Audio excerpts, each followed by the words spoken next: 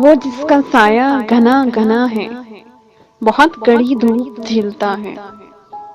अभी तो मेरे ही लब हिले थे, मगर ये किस शख्स की सदा है।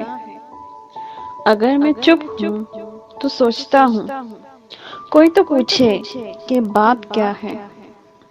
मेरे लबों पर ये मुस्कुराहट, मगर जो सीने में दर्द सा है।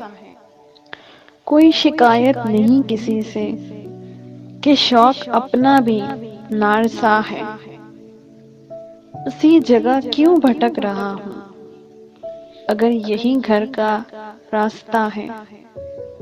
अभी से क्यों शाम हो रही है, अभी तो जीने का हौसला है।